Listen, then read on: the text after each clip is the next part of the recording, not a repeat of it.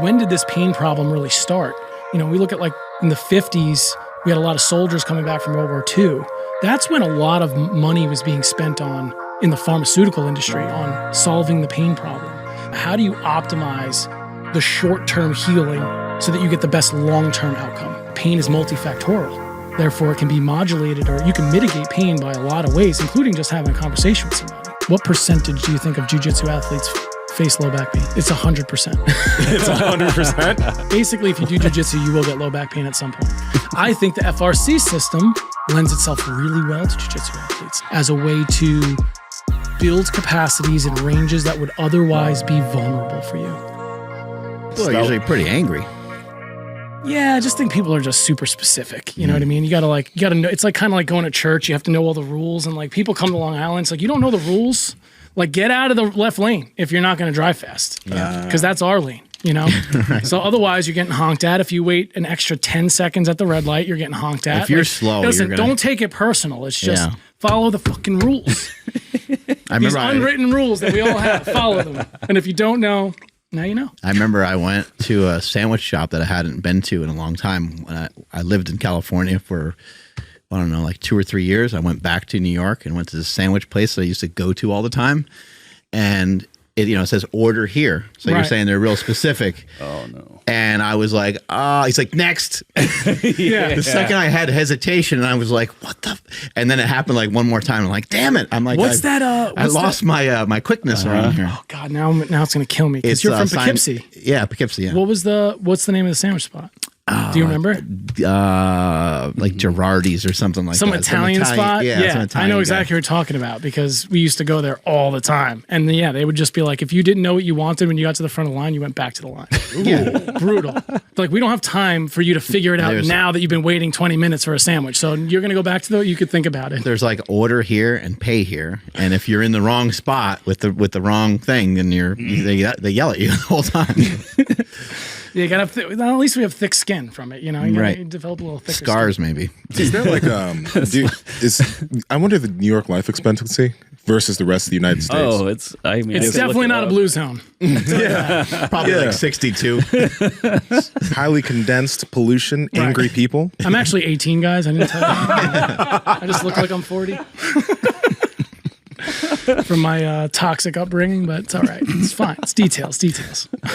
How long have you been like investing a little bit more time and energy? You're mentioning you have kind of a bunch of cameras in your office and stuff. How long have you been putting a little extra time and energy into the social media side of things to get the name out there and to get your message out there? It's it's really funny because you guys you reached out to me just when I started getting back into it. I took like a 6-month, 8-month break where I really wasn't posting much.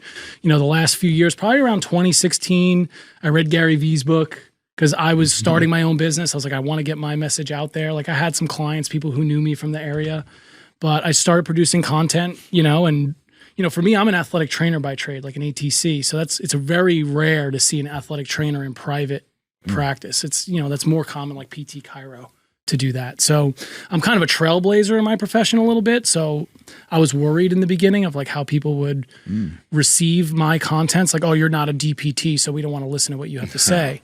And because they're at least on the healthcare side, maybe less so on the training side, but on the healthcare side of it, there's a lot of this like gerrymandering and like, oh, I'm better, we're better because we have a doctorate and then you and this and that. But I started putting stuff out there and overwhelming, response was positive. So that gave me a little bit of like confidence to continue to do it.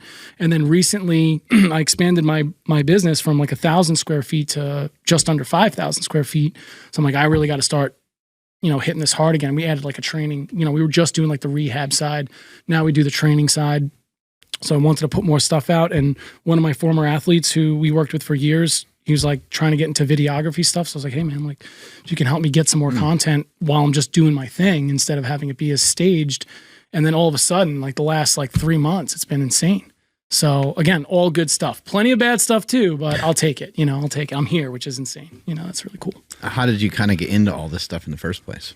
The classic, I was a high-end lacrosse player in high school and kind of had like the world in my hands, and then I tore my ACL, PCL, MCL, meniscus, tibial plateau fracture. All at one time? Yeah.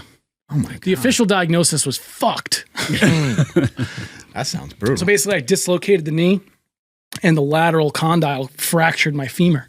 So it compressed my femur. So I'm missing some cartilage. And, you know, the first 2 doctors I went to see, now mind you, at the time I had like 4 or 5 full ride offers to major Division I schools. And my senior year, I didn't make a decision, excuse me, because I didn't know where to go. You know, recruiting then was a little bit different, but, you know, long story short, Marist College was the last D1 school to offer me any scholarship. Poughkeepsie in the house. Poughkeepsie, baby. Yeah. And they happened to have an athletic training sports medicine program. So it just kind of worked out that way.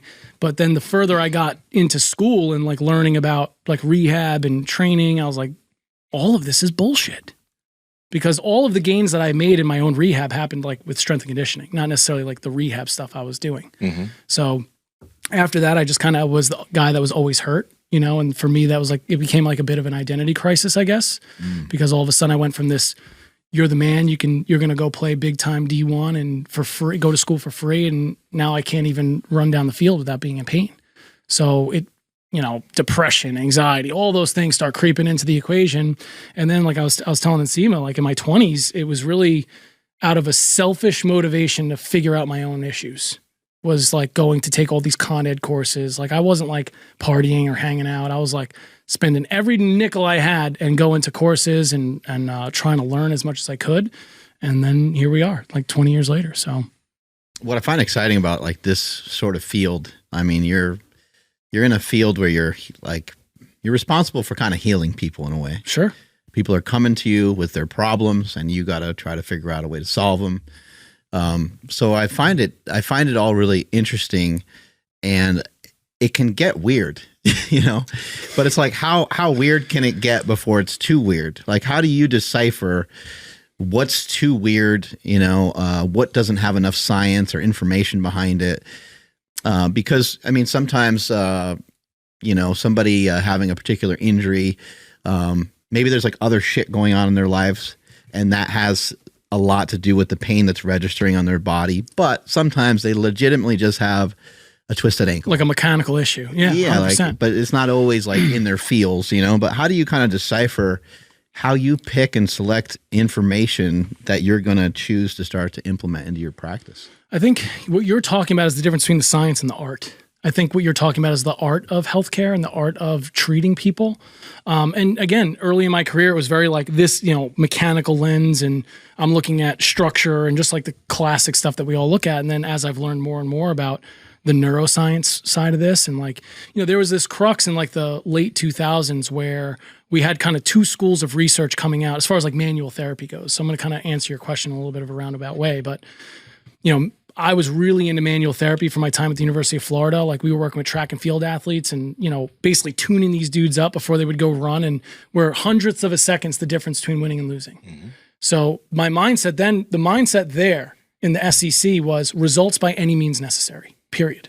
Doesn't matter what the efficacy or the science or the research says. It's like, is this going to give our athletes a 1% edge legally, of course? We're going to do it. We're going to do it. Right. So money is not an issue. You take your time with your athletes. There's 3 athletic trainers for every team. Do what you got to do. So, you know, around the late 2000s, we started to see researchers looking at like the biomechanics or like the breaking strain of connective tissue and starting to realize, well, guess what? You know, connective tissue is a lot stronger than we thought it was. So we're not breaking stuff up with our hands or tools, but we did see people were getting better. So and then at the same time, that's when like the pain science stuff really started coming along, and like understanding that pain is multifactorial. Therefore, it can be modulated, or you can mitigate pain by a lot of ways, including just having a conversation with somebody. So for me, I was physical pain. Yeah, just absolutely. from a conversation. There's so you guys heard of like fibromyalgia or like chronic regional pain syndromes. These are like catch-all diagnoses. Like if they can't figure out like a structural biomarker for why you might have physical pain, they'll just diagnose you with fibros so they can put you on drugs. But the problem, so there was research, and I don't know the exact study, but I'll see if I can find it for you guys, looking at the correlation between people with early childhood trauma and then the manifestation of physical or idiopathic pain later in life. And there's a strong correlation. So people who are dealing with maybe more mental and emotional trauma or struggle, but their experience is still painful physically. So it's just so complicated and interwoven. So the way that I do it with my clients is I'm like we were talking about earlier is like I'm just looking for the ROI. I'm looking for the return on their time investment. And that's why I love manual therapy. So for me in a 30-minute manual session, maybe it's just my opportunity to talk with somebody and like listen maybe more. Maybe I just let them dump it out and get it off their chest. Cause I might be the first healthcare provider that actually listened to what they had to say about their own issue. So I try to like the old, I forget I think the quote as far as like, we have two ears and one mouth so that we can listen twice as much as we speak. Mm-hmm. So I try to incorporate that as much as I can. It's like, listen, why do you think you're in pain? All right, let's explore that a little bit while I'm doing some manual stuff, which is also giving you the notion that, okay, something's happening. Somebody's taking care of my issue. Like I do have a big issue with therapists who think like, oh, okay, pain is from your brain. And so here's just your exercises.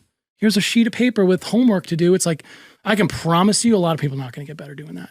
Yeah. Even if the exercises are great, they could be perfect for what they need. But if they don't buy into the process, they're going to struggle. And I think a little bit in the beginning, our program, a lot of manual therapy in the beginning part, and then we kind of wean people off of us. And the goal is that you don't need treatment manually, or hey, you get a twinge or a tickle or a little thing here and there. We already have that line of care established. Get right on the table, we'll take care of it. So we're being a lot more proactive. But, I think it just depends on my early conversations with people, like what I think the carrot is. Some people, if somebody comes in with a binder full of all the doctors they've been to and all the scans they have, I'm just going to shut up and listen to them talk and let them get it out because they need that, right? That's like biopsychosocial part. And then for a lot of my clients who are athletes, a lot of their issues are rooted heavily in biomechanical stuff because, they're taking care of the other things that they're healthy. They're not obese, they're neurologically intact, right? So in those situations, biomechanics play a much bigger role than maybe like the middle-aged person who's overweight, who's stressed in their life, who's got a divorce happening, who's got kids that suck. Like that person's got maybe a lot more psychosocial issues, and maybe exercise for them is just an outlet. So it really just depends on the person. And I think, we were talking about this earlier, is like the more you look at the research and you anchor to that, which I do believe is something you should do, that favors the group over the individuals at the outliers, right? So how do you help these people still? It's like, oh, we're just going to throw the baby out with the bathwater, not help the outliers.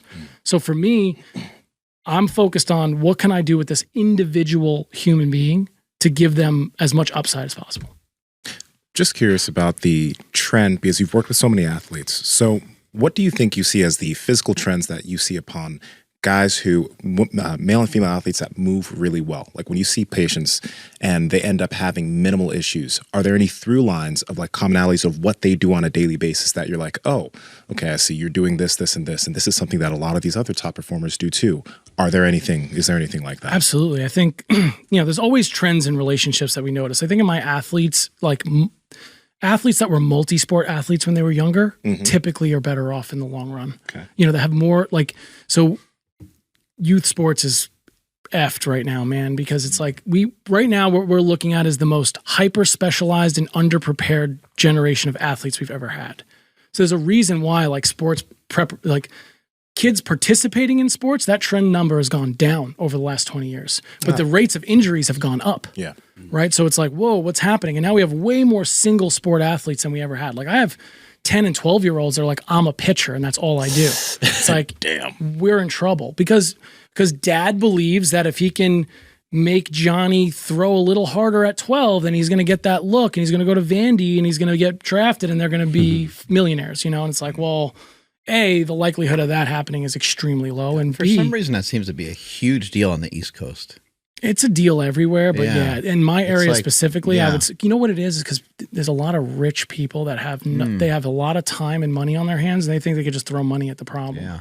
And then they're playing for these youth organizations that are like, oh, if you play for my organization, we're going to get you the exposure, and we're going to get you recruited, and you're going to get a full ride. And then they just get hurt. And that's what happens, and you got little kids doing nothing but baseball training or single sport training. Certain sports lend itself a little bit better, like wrestling or like martial arts are very dynamic, and like even basketball, very dynamic. Soccer is pretty dynamic. You have your rooted skill sets that are there, but it's not like you're doing one movement over and over and over and over and over again. So multi-sport athletes, I think, tend to do better. Another thing I've noticed, and I was talking about my staff about this recently, was even when we've had clients who like, we all go through periods in our life where like we don't prioritize fitness, maybe, right? We take a back seat, maybe not you guys, but like, you know, I'm normal, so I do that sometimes. But we're abnormal. Right. We're okay with that. Yeah. In a good way. In a good way. I think people who have been in really good shape at least once in their life, even if they've gotten away from it for a long period of time, tend to do better and faster if they get back to it. Or if they have an injury issue and we start with the rehab process and kind of bridge them into like a strength and conditioning or a training model, they do really well. The people that I see, and again, I don't have, this is anecdotal, 100% anecdotal. So the comment trolls looking for my evidence, there is none, but this is just an observation. Like I get a lot of clients too who found fitness or athletics or sports later in life. Like, you know, we just had the New York City Marathon, it was yesterday, and plenty of people get into running later in life because it's something that they can do, and they have a lot of issues, you know, because they don't really have necessarily that really good base of body awareness and, you know, kinesthetic awareness of where they are in space, and they also don't really have a whole lot of capacity to draw from. So maybe they do well with it in the beginning, and then they start to struggle as they progress. To a certain point, they reach that like point of diminishing return. But, you know, in terms of like biomechanics, I think athletes with really good spine mobility and hip mobility are kind of like two big hallmarks that I look for. And then obviously you could throw ankles and feet into that equation as well. Those are kind of like the big mobile zones that I look for as far as like general competency and movement. But again, there's plenty of shades of gray in there too. Who moves better, athletes or regular people? Who moves better? What's better? Yeah, I don't know. That's the thing, though. We Right. have to, if we were to answer that, we have to define what. Yeah, I better guess is. like who can get down in a squat easier, who can do like a lunge easier, like the people that you see and you ask them to do cars and stuff like that. Who's less wrecked, the regular person or the athletes, athlete? 100%. Even if they're in pain, you know what I mean? Like we took Nsima through some of the screens and stuff today, and he crushed them. It's like, dude, man, you're checking off all the boxes. Like, you know, you move really, really well. So again, it's always looking at, so even like the three of you guys, I took you through similar screens, but what we saw was three very different movement strategies to get that done. And all I'm doing is observing for maybe a possible linchpin, or where could we maybe insert some specificity into this programming that has that's a small hinge that swings like a giant door for us. That's the big return on a small investment, right? So that's always kind of what I'm trying to key in on as far as like corrective exercise goes, is like those opportunities to insert something very specific with a specific outcome measure on the back end of that. And is there, in your practice, have you found that there's a correlation between people's ability to move and pain, or are those things not a big factor? Like someone can move really well, that doesn't mean that they're going to be necessarily absent of pain. I mean, listen, the pain conversation is a deep one because pain is something that every human being on this planet will experience at that point. It's a unifying factor of humanity, and it's a bioevolutionary protective mechanism. It's survival mechanism. That's what it is. So there is no such thing as nobody experiences pain. And I think, you know, when I wrote a course, I call it End of the Ice Age. It's a modern approach to caring for acute injuries, right? So we were talking to Andrew about his ankle and like why I've gotten away from some of those things. But I really went back as far as I could. Like, when did this pain problem really start? You know, we look at like in the 50s, we had a lot of soldiers coming back from World War II. That's when a lot of money was being spent on in the pharmaceutical industry on solving the pain problem. But it isn't a problem that we can solve. So all we did is create fancier and more profitable ways to cover it up at the end of the day. But again, pain is a real experience. It's, you know, it's our brain's opinion of threat. And that threat could be, you know, interpersonal. It could be, you know, emotional, mental. It could be just your belief systems are wired a little wrong. Or it could be a physical, you know, insult to tissue and trauma. But when we look at a medical model, we're assuming everything has a structural basis. Like you go get that MRI, and then we put this MRI up on the pedestal like it's like the panacea of healthcare. But it's like that's a 2D picture of 3D structure. That's a static photo of things that move dynamically, right? And it just shows us that it is that way, not why it is that way, right? So again, if we roll your ankle off the curb, it's like we know the mechanism of injury.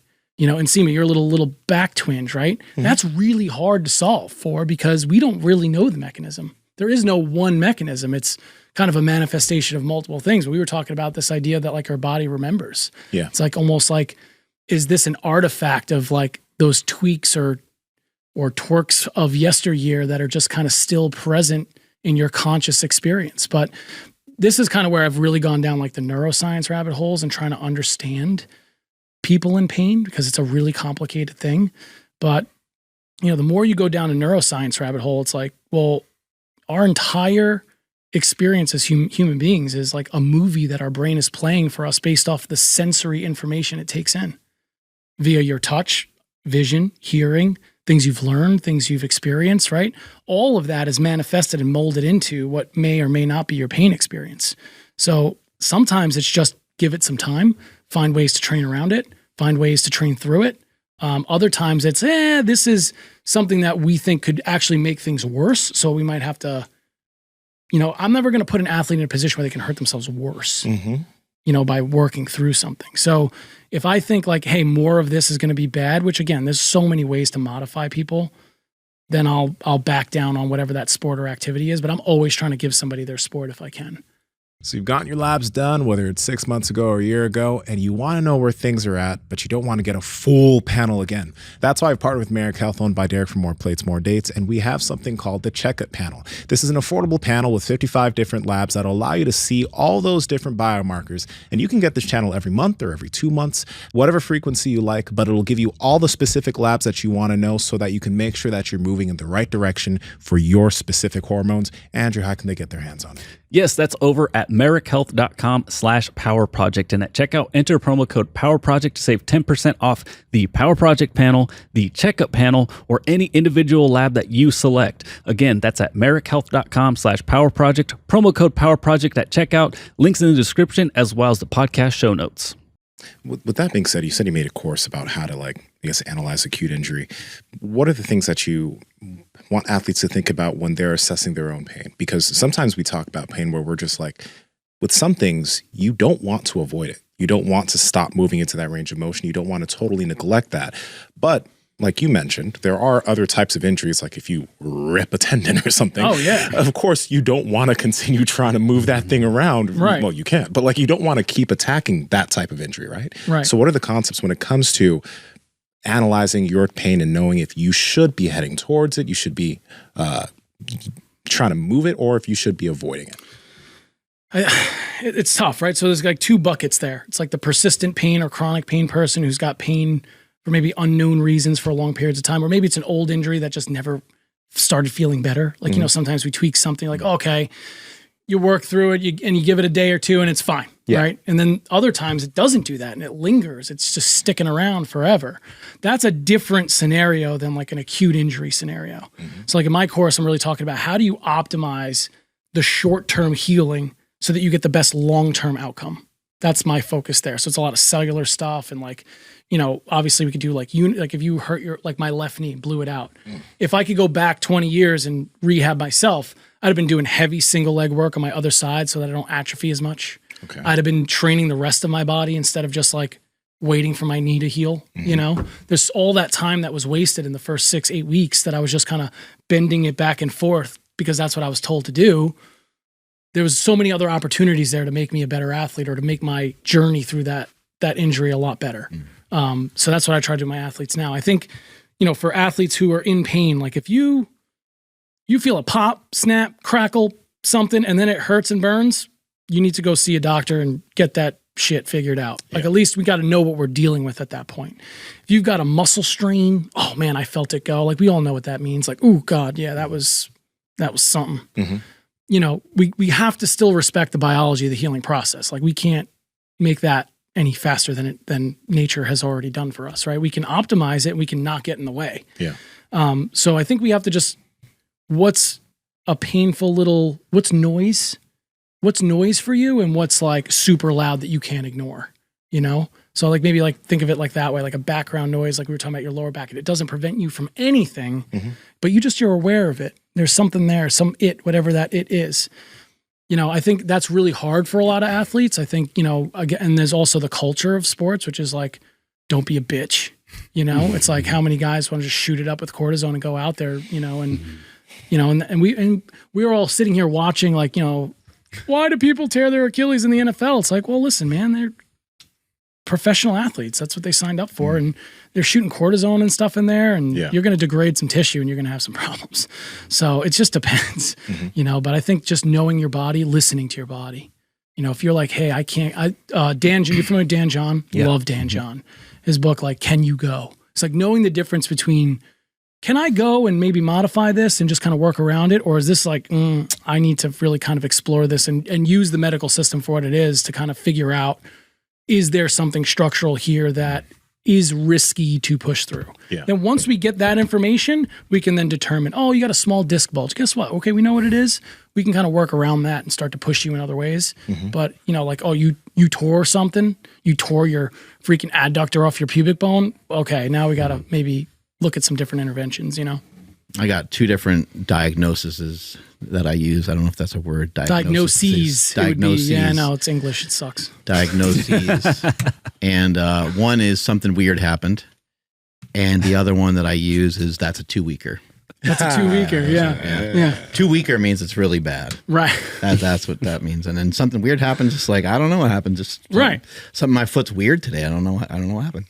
Again, we're talking about a multivariate equation. There's so many variables in the pain equation. So it's just, okay, which knobs do we want to turn today? Maybe we got to turn our intensity knob down. We turn the volume knob up a little bit because it's not bothering it as much. I always kind of like tell my athletes about the 3 knobs, right? Intensity, this is all dosage. There's volume, how much you do in a single workout, let's say, and then there's frequency. How often do you do that? So, in a competitive athlete, if you're really well conditioned, you can kind of have 3 knobs high at the same time. But if you've got a little niggle or a little nag or something like that that's bothering you, I heard you guys say it. Now it's been in my mind. He's like, I had to get it out. I was waiting for my opportunity. It's like 4 or 5 podcasts in a row. I'm like, they keep bringing that back. I think it must be a Mark Bell Power Project thing. You get $5. Oh, sick. That's your card. Maybe turn down one knob. Turn down one. Pick one. It depends on your sport. If you're a power lifter, maybe that means turning down your intensity knob a little bit, adding some volume, or giving yourself more frequency. Miss one bench workout. Miss one bench workout all the time. Like, skip one. It's okay. This next coming week, don't do it. That's frequency. You just manipulated somebody's frequency knob. And sometimes it's just a lot of what we see in athletic medicine, I call it athletic medicine, is just dosing issues. People just don't know how to dose movement, exercise, training, and competition effectively. And that's, maybe why guys like me have a job, I guess, is help people dose stuff a little bit more appropriately. But I try never to take stuff away completely if I can avoid it. People get pissed. I've actually had one woman once get mad at me for not shutting her down from running. Because she was like coming to me looking for somebody to tell her, you need to stop. And I was not that guy. And she was not happy about it. You're like, my job is to try to get you back out there doing what you like. Yeah, I was like, are we misfiring on why we're here? Because I thought you'd be happy about that, but yeah. Yeah, she was looking for her doctor's note, right? Probably. To try to get out of whatever it was that she was committed to. I guess so. What do you think about a little bit of this voodoo flossing that Nsima's doing over here on his wrist? Yeah, you a fan of that? Yeah, I mean, again, it's there's some neurological mechanisms there. Compression feels nice. Yeah. There's a reason we wear compression wraps, or like, for Christ's sake, we have like thunder shirts for dogs, like compression wraps for dogs. You know what I mean? Like, compression's a multi-billion-dollar a year industry because it feels good. But the cool part about flossing is the shearing component. Really what you're doing is you're shearing layers of tissue, and there's receptors in those layers of tissue that tell your brain information about where you are movement-wise. So some people, if let's just say you had an old, like this was the case for me, I ended up having a saphenous nerve entrapment in my scar from my knee surgery. So I had my knee reconstructed with a patella tendon graft. So what they do is they harvest the middle third of your patella tendon, graft it through your knee, and that's your ACL now, right? That's how they do that. Holy shit. Yeah, it's carpentry. How's it been? I have my good days and my bad days, but for the most part, for a catastrophic knee injury at 18 years old when I really didn't rehab it well, I do everything I want to do, but again, it took me a lot of years of pain and anguish and not being able to do those things to figure out like, oh wait, maybe hip mobility is important. Maybe I need to learn how to hinge a little better. Maybe just building capacity around this is kind of in not being afraid to push through a little bit of discomfort. I think there's that nocebo effect of people like, you shouldn't be in pain. It's like, well, I think if I had had a little bit of a different mindset, I would have approached it a little bit differently. But yeah, I do most things and I don't have a problem. The shearing you were talking about for the voodoo floss? Yeah, the shearing, again, if you got an old scar like mine, you know, where the actual free nerve endings or the nerve endings are entrapped within that scar tissue, it's a great, you ever see like somebody with a scar and like they go to move and it puckers down? That's basically because the scar doesn't just scar the tissue together. It scars down deep to the underlying layers. So like if you look at my skin move, right, there's end range of motion in every direction, but there is no specificity to that end range. Yeah. I can move my skin about an inch in any singular direction because my skin is anchored to my superficial fascia via these skin ligaments, right, like connective tissue. And then there's a deeper fascial layer, which is kind of like the fascia that covers our muscles, like the epimysium or even like the periosteum or paratendon. So these are like the fascial coatings of all of our internal underlyings. And those are not only neurologically, they're innervated, but they're also, that's why like you bang your shin on something, it hurts like hell. It's like the bone doesn't have much neurological tissue to it, but the skin around it absolutely does. It's really sensitive, right? So that's what you're working on, is that shearing mechanism. So, you know, if you've got old scars, sticky or poor interlayer glide, flossing is a home run for that. So myofascial release, like what is actually happening there? I know some people get pissed about whether we're releasing anything or Right. not. Just Like, feels good. yeah. What's in your brain? Yeah. What Right. happens with some of that? And is it productive? Man, you know, this is kind of where I'm very not PC on this topic, but I'll give you my take. The idea that we've been doing manual therapy for hundreds of years. You know, this isn't like a new thing humans have done. And if you, one of my favorite people to read, and she's a physiotherapist from Canada and also like a bit of a pain researcher in her own right, Diane Jacobs, she'll say like, you know, the bioevolutionary processes for appreciating touch from another human are interwoven into human beings just because we're vertebrates. It's like if you look at primate species, they groom each other, and how you can tell chimp hierarchy based on who grooms who. So it's part of their society. It's not, and that's touch based, right? So touch has a lot of connotation to it, right? So just because we're changing our lens, right? We used to think we were breaking stuff up, that we were lengthening muscles, because what will happen is I work on you and I see increased range of motion. So the common sense way to, okay, we must have lengthened something for that to happen, but that's a purely mechanical view. And then we started realizing, well, shit, we can't break stuff up because we measured it, and that's not really possible, right? For me to like break up dense connective tissue like a tendon would take 2,000 pounds per square inch of force, which for context is like the equivalent of like the bite force of an alligator, right? So if you took like a hunk of meat from Costco, right, like a beef tenderloin, and bit into raw meat as hard as you could, what do you think would happen to your teeth? Rip them out, probably, right? You break them all or bend a few, or Shit, but that's really? only 160 pounds of Is force. it still frozen or is it right? Because I feel like if it was raw, Well, you probably get break through. You could probably, no, you're going to do some, I'm not saying you can't do damage. I'm just saying like you're going to bite through that thing clean in one shot? Probably not. No. Probably Okay. not. Okay. You know? Especially if it's like Chuck or like, you know, like something like that. But anyway, my The point real being cheap is like stuff. your bite strength of a human jaw is about 160 pounds of pressure. So think about like, if I bit you as hard as I could, I wouldn't even be coming as close. I wouldn't be coming close to the breaking strain of a tendon. So I'm not lengthening a tendon, but it still worked. So again, like as I was talking about like that, like in the late 2000s, there was this like inflection point of research in the pain science community and like what we thought we were doing with manual therapy that produced, in my opinion, an entire generation of therapists who think manual therapy sucks and it's not worth their time, and they'll just, which is fine because I do believe exercise can solve most of people's problems. But if manual therapy represents a turbo button, if I can change your brain's opinion of that tissue, I can promote some interlayer glide, I can promote some blood flow. We also know that even like with the tool, but any external force, we can stimulate fibroblasts, which are the cells in our body that produce connective tissue, to spit out connective tissue. The only way to do that is mechanical load, either internal load through training or external load pressing on stuff. So there's plenty of reasons why you might want to do manual therapy. My unpopular opinion on why people say it sucks or it's not necessary now is because it is a skill set that needs years to develop. And I think a lot of people just don't want to do it. And again, I'm coming from a totally different perspective. Like when I was at Florida, it was like every single one of those track athletes after practice got on the table for treatment every single day. Not an option. But guess how many athletes we had hurt? Not very many. You know, we were at that time, 2008, 2009, we were number 2 in the nation.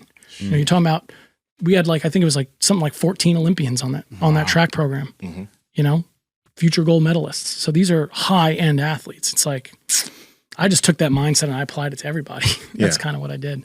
Let me ask you this. When it comes to like manual therapy, let's say they've been going to somebody or even myofascial release, if an individual finds that they're very, very sensitive to touch or pressure, what is that telling them? Because I remember when I got supple leopard back in like 2013, I started doing that stuff.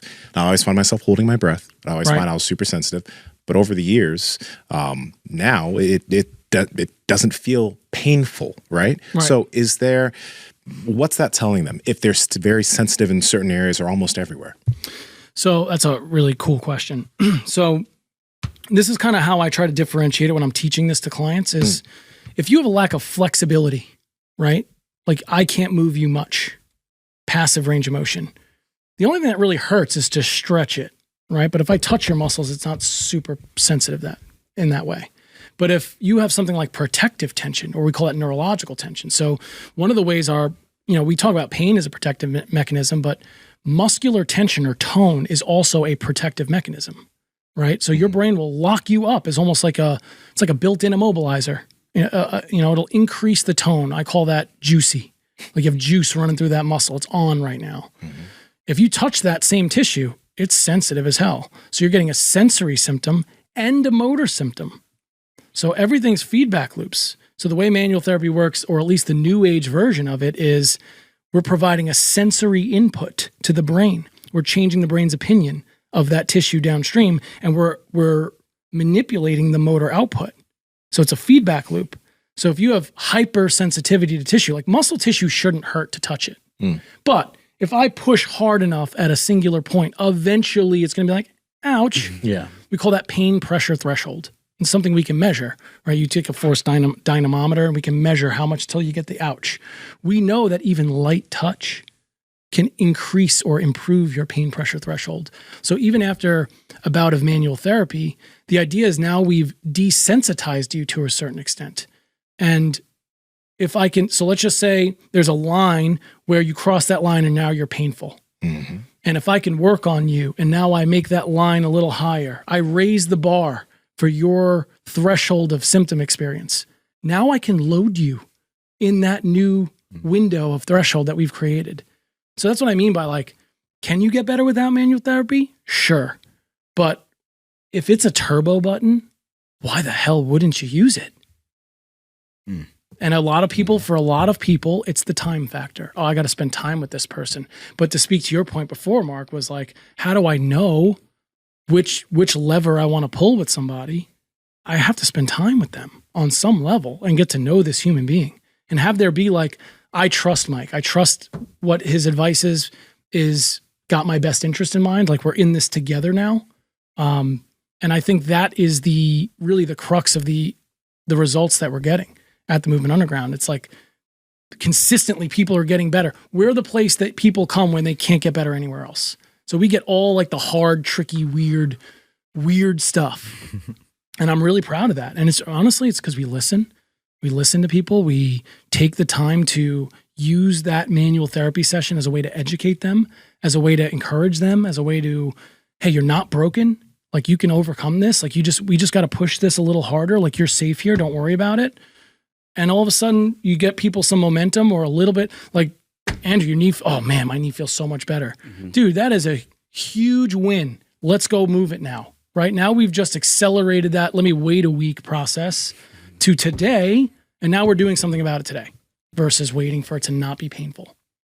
That's what I found with just myofascial release, just using stuff in the gym and just rolling on stuff. And you just end up exploring and you end up finding, you're like, oh, there's something there. And then we've been doing a lot of stuff with cables and a lot of stuff with different setups. And you were showing me to kind of get that lower back to move a little bit more. We've been practicing all kinds of different things in the gym. where we're working on different movements, maybe exaggerated movements. Maybe they're movements that we were taught not to do. You know, when you lift, you're taught like not to do certain things. Sure. Specifically, like when you're like bench pressing, you know, you would never, quote unquote, never, you know, push your shoulder forward. Right. And it's like, well, what's wrong with pushing your shoulder forward? Maybe that's a good function to have. Maybe it's a good option to be able to do that, but maybe it's not a great idea when you're trying to go for max weights. That's exactly it. It's the context. Right. You know, so like from a powerlifting perspective, big arch, pinning the scaps back, I've just shortened my travel distance. And if we're talking about pure hypertrophy, it's a lot more time under tension for pecs. So from a pec development standpoint, that's a perfectly rational strategy. But from like a movement perspective, it's like, well, your shoulder blade has to move on the rib cage. Why? Because it has to deliver the socket to the direction that your arm is facing so that there's socket behind the ball. Like if you look at, if you guys want to pull it up, you can, like an image of like a human shoulder from bone perspective. Like our shoulder socket's hardly a socket. It's more like a golf tee. So the scapula's job is to position the tee in the direction that you want to reach. So like for my baseball players, if they, you know, and again, like even when I was growing up in like the 90s and the early 2000s, when I was in high school playing sports and learning about training, a lot of the knowledge at the time came from the bodybuilding community. That's where the information was coming from, right? Yeah. So if you're looking at this image right now, I mean, it's not really showing us the socket per se, but again, the shoulder socket itself is very shallow. It's not like a hip, right? Yeah. And that gives us the ability for lots of degrees of freedom. So our shoulder, our glenohumeral joint, is also inherently the most unstable joint in our body, but it's a give and a take. You get the mobility at the sacrifice of some of that's why we have more shoulder dislocations than hip dislocations. You know, the famous hip dislocation was like Bo Jackson, like dislocating his hip back in the day, but that's extremely rare. Yeah, there's the better image, right? You see that glenoid, it's really just it's a third of the size of the humeral head. Yeah. Bo Jackson's right here. Oh man, what a legend. That's awesome. He's on every show. I didn't even, you know what? I don't know if I noticed that, but I'm so glad I dropped that reference. He got a little upset that you said about it. I'm sorry. It's a rare injury. You just don't see that very often. That's why there's not very many examples outside of car accidents that you would see a hip dislocation, but We've talked to countless guests on the podcast about the importance of strong, functional feet. And most people's feet don't function the way they should because of years of wearing narrow toe box shoes that over time weaken the feet and then actually don't allow the toes to function the way they should. Most shoes are casts and the toes don't move. That's why I've partnered with Peluva. Now, Peluvas are flat, wide, and have a 5-finger design so that whenever you wear the shoes, you're now getting the benefit of toe space. And that space that's being created through your toes is going to allow your feet to begin to function the way they should, literally all day long. You can wear these shoes while running, you can wear the shoes in the gym, you can wear the shoes while relaxing. Anywhere you want, you can wear Peluvas while getting the benefit of toe space. Andrew, how can they get it? Yes, that's over at peluva.com/power project. That's PELUVA.com/power project. And at checkout, enter promo code PowerProject15 to save 15% off your order. Again, peluva.com/power project. Links down in the description as well as the podcast show notes below. What do you think is maybe like, what do you think is responsible for getting people, quote unquote, old, making people feel old? What do you mean by, you got to expand on that a little bit, making you feel old? Yeah, making people feel like when someone's like, oh, like they go to throw a football and they're like, oh, I can't throw it the way I used to, or when they get up off of the couch. Yeah, when they get up off the couch, the body's stiff, or even just not people that are necessarily old or feeling old, but just the way the body feels in the morning when you first wake up. Again, I think, in our bodies is history. It's the history of your experience as a human, just like your traumas, your emotional issues, your upbringing, all that's programmed in there. Then there's your biomechanics and what you've trained your body to do over the years. Like we were talking about you, it's like, well, why does my low back feel stiff in the morning? Well, you kind of lack some hip extension. So if you're laying on your back and all that extension's happening at your spine, you're going to wake up, you're going to feel that, not because you're doing damage, right? So I used this analogy before. It's like, if I go ahead and do this, right? Bend your finger back as far as you can. Are you doing damage to your knuckle? No. Does it hurt? No. Hold it like that for 8 hours and see how it's going to feel. It's going to feel stiff and shitty, right? Part of that, there's a term for that. We call it fascial creep, right? So this idea. So if we think about like this whole thing about fascia gets really confusing for people. So I'm going to try to explain it verbally the best that I can. all of our connective tissues are made from the same basic subcomponents, right? Collagen, elastin, fibrin, then our bones even are made of the same stuff, just more of the osseous versions of that. But from like a soft tissue perspective, our fascia kind of encapsulates all of our muscles. It's neurologically intact, but it also has contractile ability to it. Now, it's not like a bicep where it has like a fast twitch response. It's a slow contraction, more like your esophagus as it pushes food down into your stomach. So like if, for example, like, I was up in Tahoe this weekend with my fiance, and we just drove down here this morning. So I'm a pretty limber, mobile guy. But like I get out of that car like everybody else, and I'm like, oh man, I'm feeling a little stiff, right? Especially the tiny ass little rental car that they give you, you know what I'm saying? But the idea is like you're in one position for a long period of time. It is more energy efficient for your body to just tighten up that fascial bag to hold you into that position than it is for your muscles to be active that whole time and hold you there. So a lot of this stuff comes down to conservation of energy, which again is rooted in bioevolution. It's like, don't spend energy you can't kill to replace, right? So these are all mechanisms. And again, like look at our lifestyles now as humans, like human beings have been on this planet for a couple 100,000 years. But in the last 200 years, we've changed the context of our bodies dramatically, So like when I was in grad school, I worked with, there was a student in the graduate department. He actually works at Harvard now. So when I was writing my End of the Ice Age course, I had reached out to him, for permission to use some of his work in my course. And his whole doctoral research was the throwing shoulder. Like, so the theory forever was bipedalism was the catalyst for evolution. He was saying how being able to throw, hunt bigger food, have more calories, supports a bigger body, supports a bigger brain, have more babies. That's the catalyst for evolution. He, won some awards and some really cool, and he's the assistant director of anthropology at Harvard now. So it's a big deal. So the point being is like, our bodies are meant for that. That's what we've evolved to be. The context we use ourselves now is like, we weren't meant to sit at a desk and type up TPS reports all day. Like that's just not, so people are feeling the strain of singular sedentary positions, which is why we're talking about movement variability being as like the antidote to a lot of the chronic pain and issues and health problems that we see. When you put it that way, it actually makes it amazing that we're not in more pain earlier. Right. You know what I mean? Because like people don't really start talking that way until they're in their 40s or 50s. Yeah, until there's a need for it. Right? I think you are starting to see some like teenagers do that though. Yeah, like, I agree. Yeah. I mean, I don't know if on your table, but I mean, I know that I've seen quite a bit of like 17, 18, 19-year-old kids. Happening earlier, yeah. Because a lot of times they're sticking in these postures. Yeah. And they're not doing a lot of activity. You said there's less kids in sports now. So you're starting to see younger kids. Less kids in sports. I mean, drive past any park.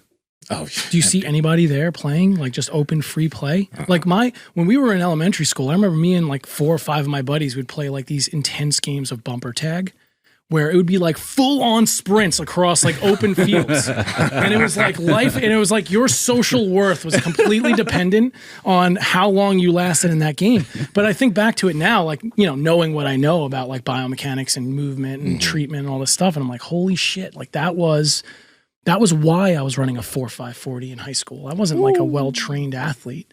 I just had been doing it every single day, full on sprints.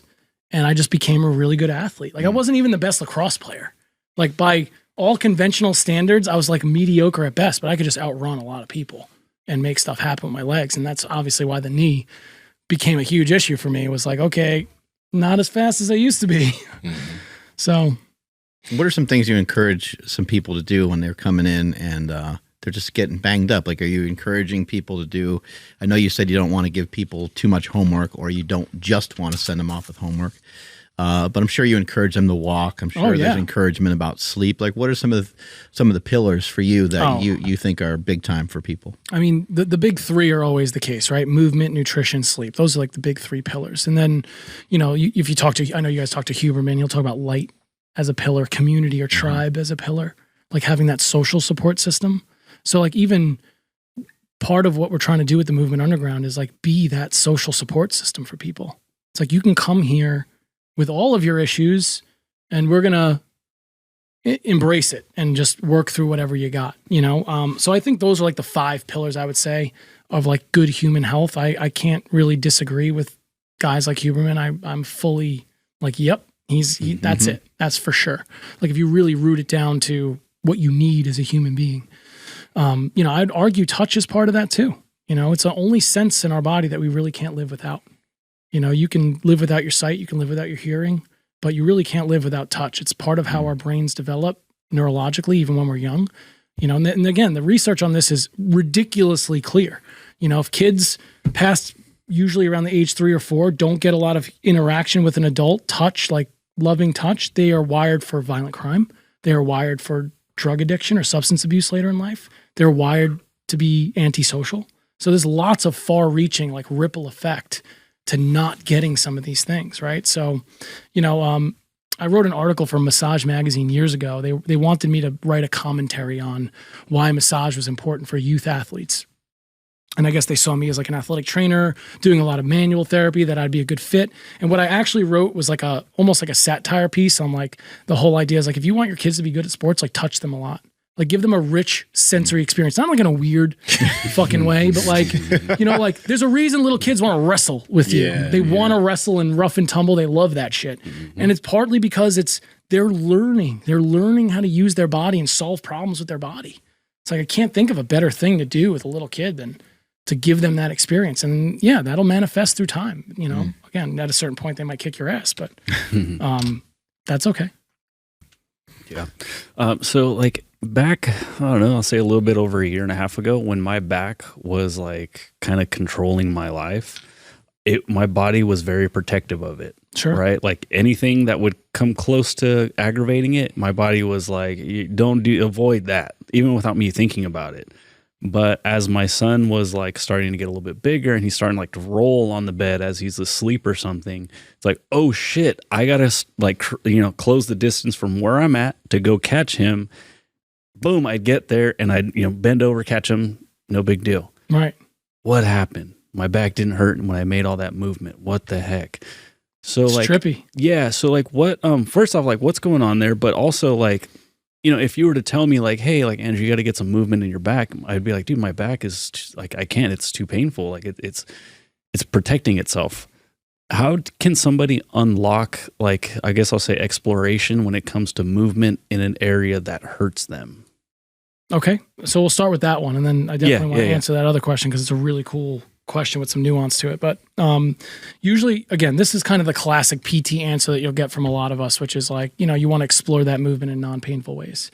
I like to use breath as part of that, right? So like if let's just say you were super biased, like flexion just freaking kills your back. I might put you on your back, right? And have you start to gradually flex your spine, like those peel offs that we were working on earlier. Get to the edge of that pain. Just take a breath, right? And like the cool thing about breath is like, for the most part, it's a subconscious or unconscious movement, right? You don't have to think about it. You just breathe all day. But you can take over consciously whenever you want. So we can take over that conscious pathway and use that as a tool to tell our nervous system like, hey, we're all right. We're cool. Like we own this position where there's no threat here, right? So again, I think I love that quote is like, pain is your brain's request to change something, either in your internal environment or your immediate external environment. So change the context, breathe a little bit more into that, and then come out of it. And what you'll notice is on subsequent reps, you're a little bit less sensitive, right? And then maybe we get to a point where we start loading that, right? And load is like hitting the save button, right? So we're trying to show your system credible evidence of safety, right? And I think that's a really good way that, like a conceptual way that you can look at it and apply that to like any joint really or any tissue on your body. You know, to speak to, and this is like, again, the cool part about neuroscience and neurochemistry is like, this is how we're wired, right? It's part of the reasons. And again, I love, one of my favorite books ever is Sapiens. Have you ever read Sapiens? Noel Harari? Yeah. Freaking phenomenal. Awesome. I mean, it's an epic book to read because it's super long. And it's, yeah. But if you can get through it, there's underpinnings there of like this idea that the social tribe, like human beings, why are we the dominant species? Because even though we just met each other today, but like if I walked out on the street right now and somebody tried to mug me, it's like, these mofos in here, I got a couple of brown belts in here coming out, they're going to save my ass, right? It's like there's something about, it's like, oh, you know, you're part of our tribe. So to your son, like that's your son. Like there's nothing else on the planet in your brain's mind that matters more than him. So you see threat there. There's no amount of threat internally in your body that's going to override that.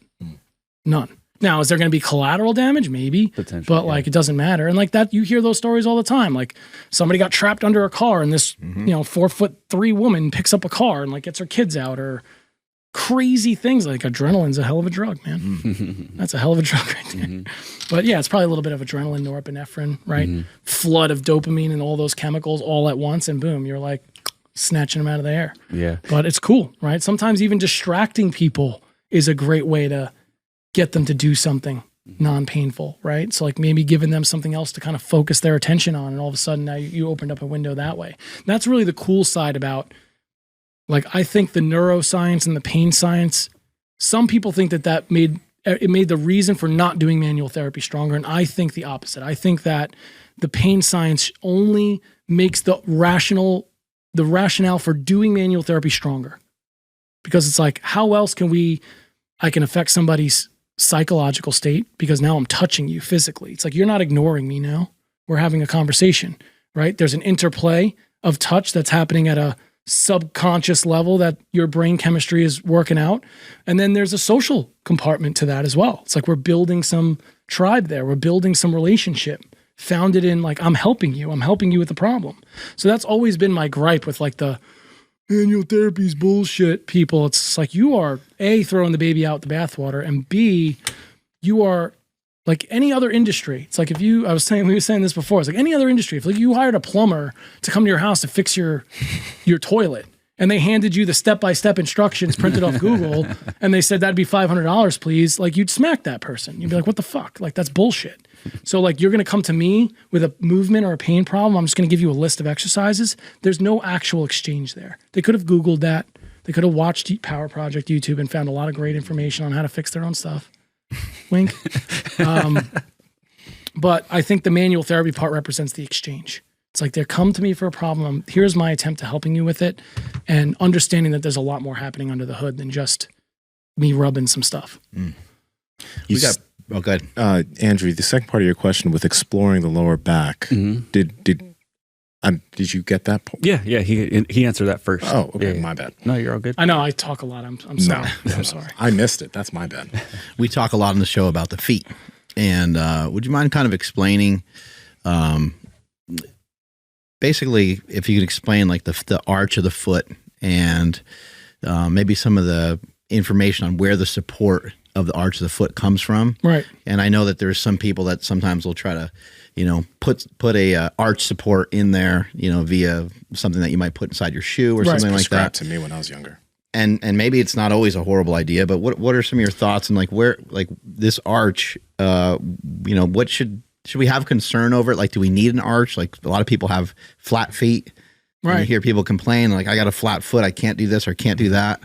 Should they be focused on trying to even worry about something like that? I mean, again, it really just depends on context, but I do think, you know, like, you know, one of the videos I think that you were referencing that I said is like, our feet are the only connection to the ground that we have. Like anything from an athletic standpoint, if you're talking about field sports or throwing a ball, is taking force from the ground and transmitting it through your body, right? Even like powerlifting, right? It's like, yes, you're picking up a bar against gravity, but you're pushing that amount of force through your feet into the ground equal and opposite of the weight on the bar. That's how you're moving it. So it's probably pretty important, right? And again, we've kind of taken this like, oh, we know arches are important, so let's put some shit under that arch to make it. And is there a time and a place for that? Probably, absolutely. There's a time and a place for everything. You know, there's always a situation where maybe helping somebody feel that arch a little bit more through an external support might be warranted, but I don't think it's a good means to an end, because like, for example, if I were to take a crazy person and wrap them in a straitjacket and throw them in a padded room, would you say that they get better or worse? Worse. Okay. So if I took your foot and put it in a straitjacket, orthotics, and then put it in a padded room, stability shoe, what's going to happen? That foot's going to get worse because now it's relying on an external bracing or support mechanism. So if you look at the arch of a human foot, post tib, toe flexors, all run through that like shin compartment, like on this inside part of our tibia, run back behind the medial malleolus into the middle or arch of our foot. So the whole idea is like all of the stuff that actually slings your arch up is upstream, right? It's kind of like the suspension bridge, right? The bridge is supported not by the struts in the ground, but by the suspension. It's being hung. That's how our feet work. They're hung and then stabilized with the foot intrinsics once we're in that position. So people who have a flattened arch, again, there's lots of reasons that could happen. Every human is born with a flat arch. You'll see like little kids have flat feet, again, which is the argument for why they should be running around barefoot. That's how they're going to develop that neurosensory pathway to feel the ground. And then they're going to start to develop some strength in their foot intrinsics and maintain the mobility of their toes and their heel, you know? So there's lots of moving parts in a foot. I mean, most of the bones, and I mean, there's so many bones and ligaments in our feet. It's ridiculous. So many connections. But, you know, from some people don't feel the ground well, which is why maybe a textured insole might be a great thing for them. Just have more texture. That's why I love these Flux shoes that I'm wearing now, have like a textured insole. There's research that'll say like walking on texture can increase your nerve conduction velocity up to 40%. So even just like feeling the ground, having more awareness. But yeah, I think a lot of people who have flattened feet struggle with lumbopelvic control and also hip control. So what do? They use the arch of their foot as a way to find some range of motion that they're missing somewhere else. So I will steal range from that arch to get around a lack of mobility somewhere else as a overall strategy. And then years down the line, then it becomes painful or irritated, because then it's like the finger example. Now it's 10 years of not being able to get out of that position, and now it's hypersensitive. So that was kind of the genesis. Oh, I never met a foot that a hip doesn't fix.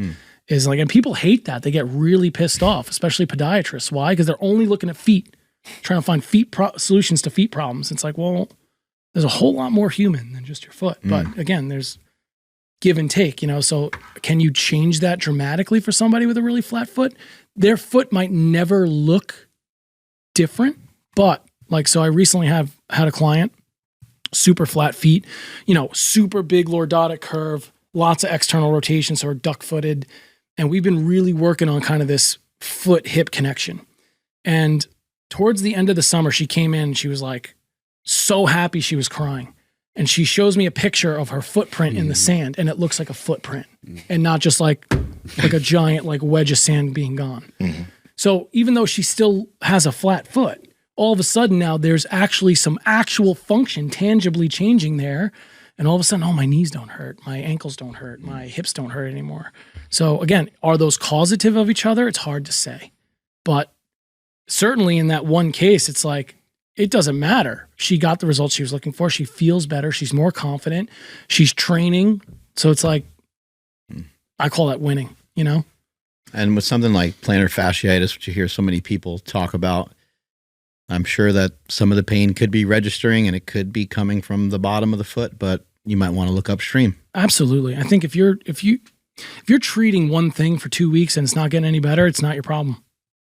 That's a good litmus test. You know, like if you're rolling your foot and you're doing the foot stretches and you're doing the toe grabs and all that stuff, and you still have problems, that means you are not, you're shooting at the wrong target.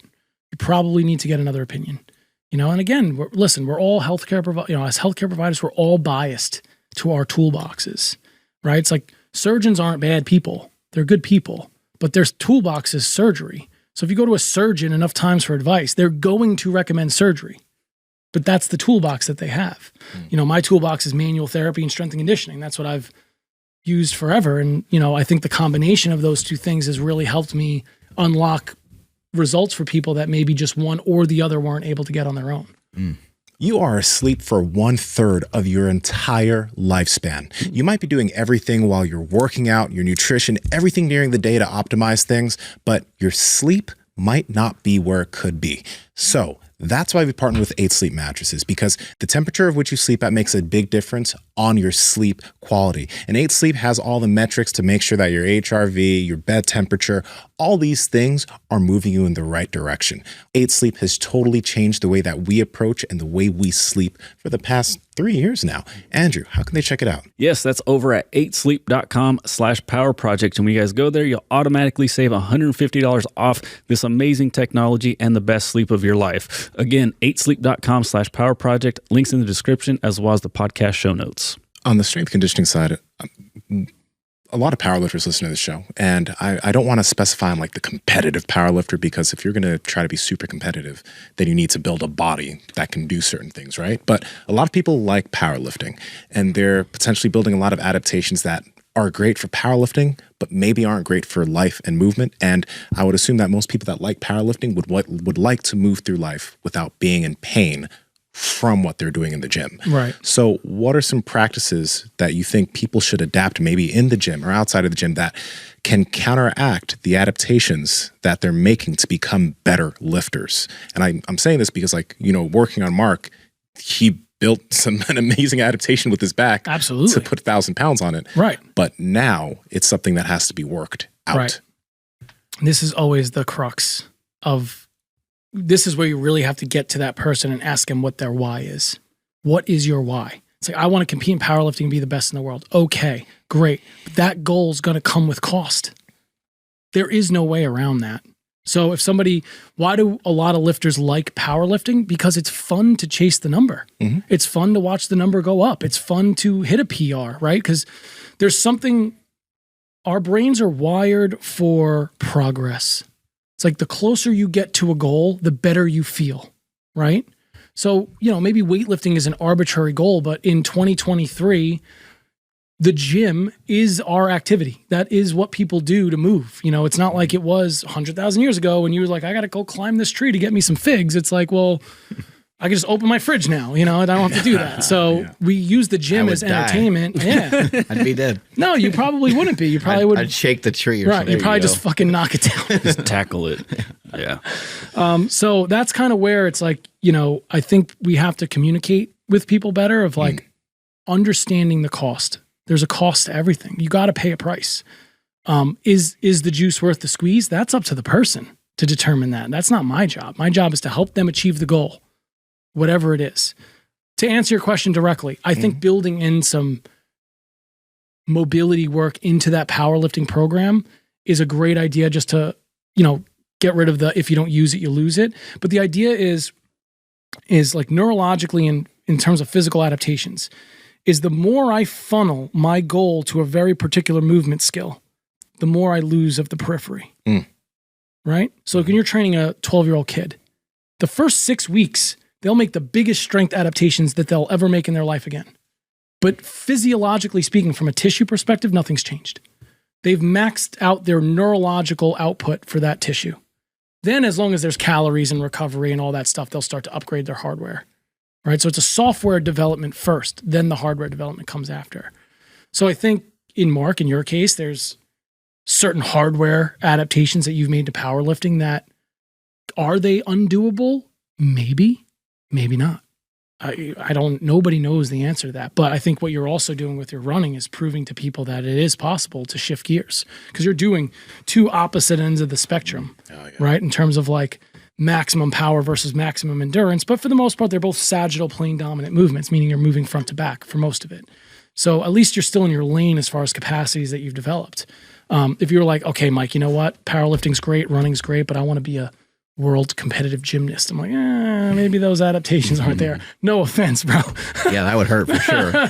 So again, there's maybe some of that would be really tough. Or even like jiu-jitsu might be tough. I don't know if you roll or you like to do that or you've tried it, but you know, I do have a lot of jiu-jitsu athletes who were bodybuilders back in the day they shift gears and now they're struggling a little bit, you know, but again, not to say that they can't, it's just, you got to be patient. You got a program designed for the output that you're looking for the adaptations that you want to make, and then be patient and work it and be consistent, just like everything else that we have to do to change our bodies, right? So there's no quick fix there. But, you know, again, I would say, you know, working on hip mobility, hip rotation is a good kind of panacea of general good movement. Good front to back or linear spine mobility is also a really, really good one to kind of focus on if you're just trying to like bulletproof yourself. But again, I think if you're powerlifting and that's the goal, those adaptations to your structure will come at the expense of being able to move in other ways. Can I ask you guys both a question? And Yeah. Were you about to say something else on that one? No. Go ahead. Go. I'm curious about your thoughts because I remember we kind of had this conversation with Stu McGill, and he mentioned when he was talking about, what's his name, Brian Carroll, this That's guy right, he yeah. worked with. He was talking about, like, obviously adaptations. If you're someone who's trying to be able to squat 900, 1,000 pounds, there's going to be a give and a take. But the thing I wonder is, if you have the ability to maintain a strong neutral spine with load on your back, why can't you have the ability to flex and extend and laterally flex, right? Like, as long as you just maintain it. Because I think we've seen people who have had the ability to do that, but the thing is they just stopped doing the other shit. Right. I don't see why you can't just maintain light skills of doing the other shit while still improving at your skill of being able to maintain position on a deadlift, squat or bench. Like, I hear you. What are your thoughts on that? Well, again, there's you can't get around the physiological adaptations part, right? So like one of the things that'll happen in powerlifters is your bones get denser and bigger, right? So like you'll even see on the vertebral bodies in like a avid bodybuilder or powerlifter, like you kind of grow like these like stalagmites around the bones, right? It's bony growth. And then the other part of that is your connective tissues become more densified and stiffer in their nature by default, because that stiffness is a way to transmit force. So could you? Yeah, maybe, but I don't think you would achieve the upper ends of power if you were to. It's kind of like the man who chases two rabbits catches none. Gotcha. That's kind of the crux of that problem.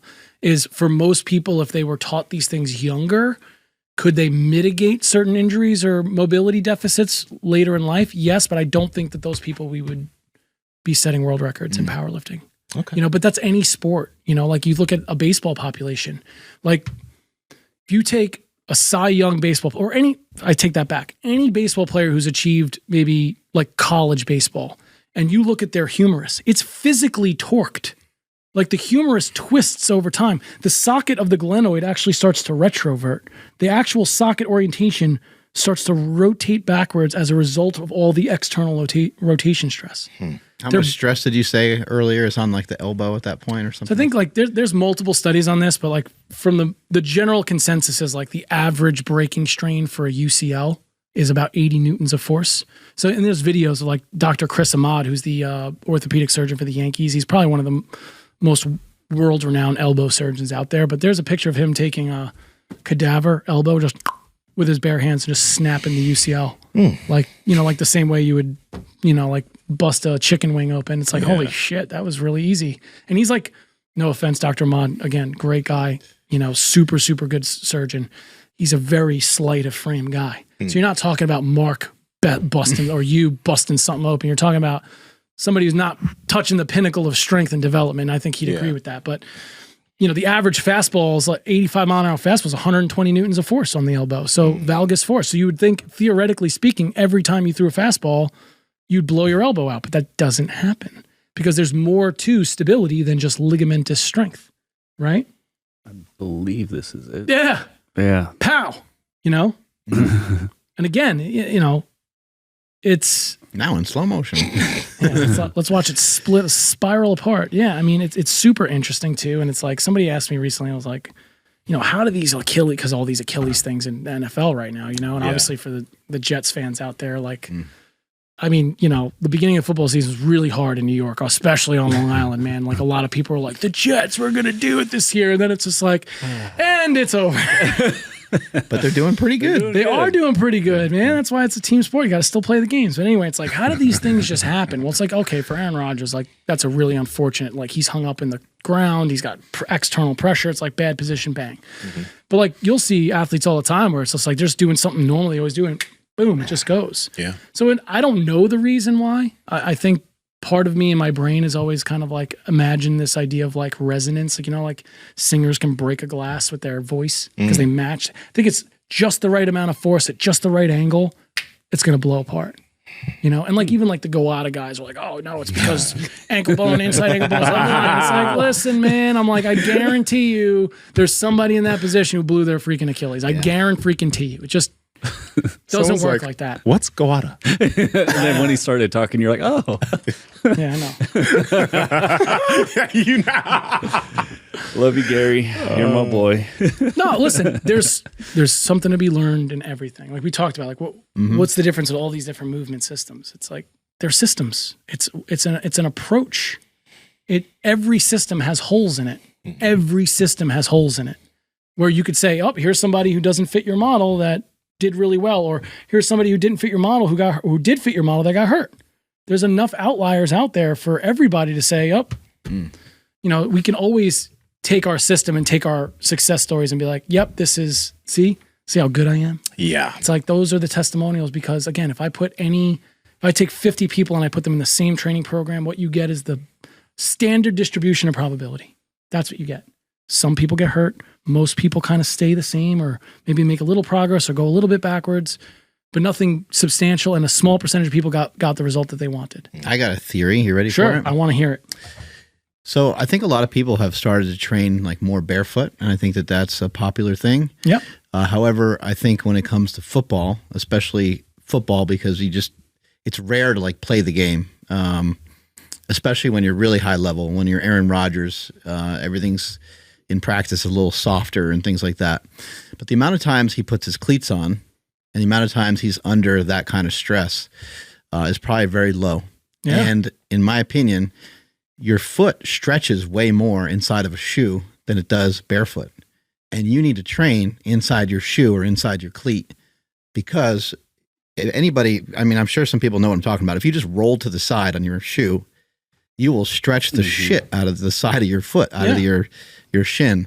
If you go real far forward, or if you had weight on you, in Aaron Rodgers' case, he's got someone bearing down on top of him. And I think that the foot is sliding and moving slightly inside of the shoe. So I think that is part of the problem. Obviously, it could be like the field, and some people point to the turf and things like that, but it's also professional football, so shit happens. That's why guys like me have a job. I do think that these guys need to train in their shoes and figure out ways to mitigate it, or otherwise it's going to keep being a big problem. I don't disagree with you. I mean, there's so many like everybody wants to point at the fields too. I think that's a big thing, but it's like, okay, well, if we look at historically how these games have been played on grass versus turf, okay, so more turf now than there used to be, right? Well, guess what also used to be? I work with, one of my clients is Stephen Boyd. He played for the Detroit Lions back in the 90s, middle linebacker, unbelievable dude. He's like a Long Island legend, but he's just a phenomenal human being.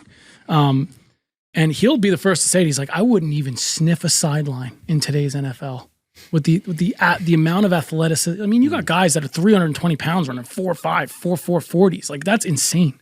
So guys are stronger, they're bigger, they're more powerful, they're moving faster. Yeah. It's absolutely unreal, you know. And I got to watch the SEC Florida Gators win a national, you know, on the sideline. Like, watching it, you're like, whoa, this is like a whole nother level of athleticism that, you know, you think you're a good athlete in your hometown. It's like, nah, these dudes are legit specimens, right? But they're also statistical outliers because they're specimens. Yeah, Tim Tebow's huge. He's a huge dude. You know how strong that dude is? He, like, those guys, those gym workouts, man, like even that documentary they released really don't do it justice. Like, they would literally fucking kill those dudes. But then every game was way easier. You know what I mean? To your point, do we lose a little bit in the NFL? Maybe, because like, oh, you've made it. You're the best. Like, we don't want to hurt you. There's a lot of money and a lot of stuff on the line. So everybody likes to like, oh, I don't want to make a decision, you know? Like, a guy like me doesn't last as an athletic trainer in the NFL because I have too strong an opinion. You know what I mean? There's a lot of like, we don't want to do that because it might, you know, it could work, but it might not work, you know? So we don't want to have the might not happen, you know? They don't want your input on how they're going to condition or any of that kind of stuff. Oh, not to say that. I mean, I'm using that as a generic example. There's really a lot of professional organizations that do it very, very well. But there's also a lot of organizations that the head guy's been there for 30 years. He doesn't want to hear stuff that's not the wheelhouse that's been working for 30 years, and maybe rightfully so. Again, that's not my spot to say.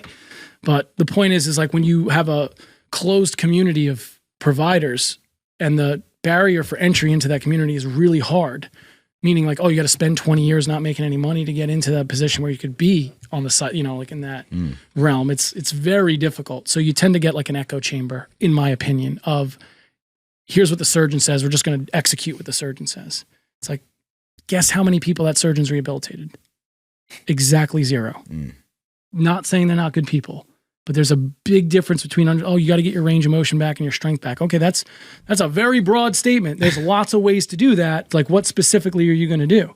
So I guess it's kind of like why we all have to play nice in the sandbox together as healthcare providers and work together and realize that there's more commonality between the different professions than there are differences.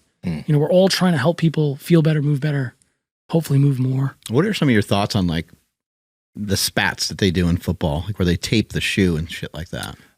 So we spatted a lot of the linemen in Florida, not because it helped their ankles, but because we had to cover the logos because Florida was a Nike school. So they had to wear Nikes, and a lot of the big boys didn't fit well into Nikes. So we spatted their cleats because they were Adidas cleats that we were spatting, covering up the logos, just drawing a check on the outside. That's been pretty much debunked in terms of like, does it actually help your ankle stability? Probably not, because to your point, your foot can move inside that shoe. So if you're going to tape an ankle, you're better off taping an ankle. But even then, you're taping an ankle, and after 30, 40 minutes, that ankle tape is pretty loose just because it got wet. So I think part of why athletes like it is the same reason you like that Voodoo band. It's compression. Feels good. Feels like I'm supporting something. A really good ankle tape job will take away maybe that inversion moment so that you can train a little bit more confidently without risking flipping into that spot where you got hurt. Is that maybe a bad idea though, you think? Or no, not really? You don't think it's dangerous? No, I think, time and place, right? Okay. That's a protective strategy, which is a short-term strategy. So I have to get you through practice. Right. We're going to tape up your ankle and get you through practice. Then we're going to go rehab this thing. That's what should happen. A lot of people I'll just tape my ankle. And listen, I'm guilty of that. I did that in college because I remember I finally got cleared after my knee, and it was like winter break. I was at the local school, and I was like playing wall ball. I was just trying to get my feel back, sprinting back and forth, cutting hard, like getting my stick skills back. And then what happened? I was getting a little tired. Boom, blew the ankle out. Golf, like cute, looked like a softball, black and blue, tore the ligaments. And I show up to practice, and I go to my athletic trainer. I'm like, yo, Scott, I need you to tape this ankle. And he's like, what? He looked at me. He's like, I'm not taping this thing. He's like, you can't play. I'm like, shut the fuck up. And I'm not missing anymore. But again, I was 18, trying to play D1 lacrosse and like trying to like prove my spot. I had to watch everybody play for all of fall ball. I didn't get a chance to like do anything, and everybody's like, "Who the fuck is this guy that we're?" But yeah, it didn't work out well. Not a good idea. Don't do that. Don't do that. As far as education for people who are like manual therapists, because you mentioned like Dan Jacobs, you mentioned anatomy trains. Who else are like pieces of education or certs or things that you think those individuals should try to pay attention to, or to broaden their knowledge? Because one thing is you have a very broad scope of knowledge that you can pull from. So what are your suggestions? I think I got better as a manual therapist as I got better as a strength coach or movement coach. Okay. I think what you see is you get people who are hyper good at manual therapy, but they cannot prescribe exercise to go with that. So they're leaving results on the table. Conversely, you get the therapists out there who are like, exercise fixes everything. And they may be right. Fine. That's good. But they're leaving results on the table because they can't get you there faster. So I kind of, in two different portions of my career, went really deep down the rabbit holes in both. And I think that's, something that more manual therapists should do is, go shadow. If you're a massage therapist or an athletic trainer PT that's really into manual therapy, go shadow or work with a really good strength and conditioning coach. Like I was really lucky, man. I worked at the University of Florida, Matt Delancey. That dude, he's the strength and conditioning coach for all the Olympic teams, track and field, volleyball, swimming and diving, gymnastics. Damn. He's got more national championship rings than he has fingers and toes to put them on. He qualified for World's Strongest Man and then blew his bicep tendon out training. Fuck. Yeah, it sucked. And they kind of like took him out of it. But, super strong dude, big believer in the powerlifting, traditional models of Olympic lifting for power development, but really was open-minded to a lot of other stuff. And I got to work. He's like, hey man, we're training at 5 a.m. I know you don't have to be here, but if you want to come down and work with us, I'm like, I'm there. I was there. I was like, say less. So I was in that weight room working with the athletes. Even though my job was the sports medicine side, I embraced that opportunity to work with a really good strength coach. I was at George Washington for my graduate work. I got to work with Ben Kenyon. He's the strength and conditioning coach for the 76ers now. You know, I got to learn from really good strength and conditioning coaches while I was in my sports medicine kind of track. So I just saw the value in both. But systems to look at, I think, you know, really learning the neuroscience stuff from like the NOI, the Neuro Orthopedic Institute. They're out of Australia. It's probably some of the leading pain researchers on the planet currently. There's a book that they wrote or released years ago called Explain Pain. You guys should check it out too. Phenomenal resource for really understanding complex pain science and being able to communicate it in a simpler way and make people feel not broken. You know, the anatomy train stuff was just mind-blowing because it's just a different way to look at anatomy. You know, we all learn like muscle origin, insertion, action, blood supply, nerve supply, but really seeing kind of how these things connect together and how muscles attach to other muscles essentially and how we transmit force really, I mean, again, like if you look at some of these other systems, they're rooted in that. You're talking about like, oh, these angles and this is how you produce power. It's like, yeah, those are fascial slings, man. You're just loading potential energy into tissue and uncoiling it into kinetic energy. So those were great. I mean, I took a lot of, I think assessment is huge. Being able to really dissect movement from a global and more local approach. So like, you know, functional movement systems, Gray Cook, love Gray Cook. The SFMA was a huge course for me back in the day that I really got a lot out of, like being able to kind of, hey, is this a software problem? Is this a hardware problem? Is this, you know, obviously I love the FRC stuff, huge fans of Dr. Spina and what those guys are doing. I think, you know, it's funny because people were like, oh, you got to check out these pails and rails and this. I'm like, yeah, that's end range isometric. So what about it? I didn't really get it at first. And then I was like, okay, it's just a system, but it's a beautifully well-designed system that they did for you. So guess what? All my interns, all my employees, they all get sent to that course. Yeah. Why? Because they built a beautiful system that helps. We all have to anchor to certain systems, you know, so that you can start to try to solve these problems. But I think what happens is you'll get a lot of clinicians that anchor to one system, and that's the only system that they can execute.